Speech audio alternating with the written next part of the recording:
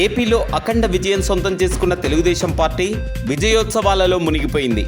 మరోవైపు కూటమి తరపున సీఎం అభ్యర్థిగా ఉన్న ఆ పార్టీ అధినేత చంద్రబాబు నాయుడు ముఖ్యమంత్రిగా ప్రమాణం చేసేందుకు సిద్ధమవుతున్నారు. ఇప్పటికే పార్టీ ముఖ్య నాయకులు తాము గెలిస్తే చంద్రబాబు ఈ నెల 9వ తేదీన అమరావతిలో ప్రమాణం చేస్తారని స్పష్టం చేశారు. చంద్రబాబు కూడా ఈ మేరకు ఏర్పాట్లు చేయాలని ఆదేశాలు ఇచ్చినట్లు సమాచారం. ఎన్నికలకు ముందు పొత్తు పెట్టుకున్న టీడీపీ, జనసేన, బీజేపీలు తాజా ఎన్నికల్లో 175 స్థానాలకు గాను 164 స్థానాలు దక్కించుకున్నాయి. 74 సంవత్సరాలు చంద్రబాబు ఉమ్మడి ఏపీకి 3 సార్ల ముఖ్యమంత్రిగా పనిచేశారు. దాదాపు 14 ఏళ్లు పైచీలకు ఆయన తన పాలనతో ఏపీని ముందుకు నడిపించారు. ఇక రాష్ట్ర విభజన తర్వాత ఏపీలో టీడీపీ, బీజేపీ కూటమి విజయం దక్కించుకుంది.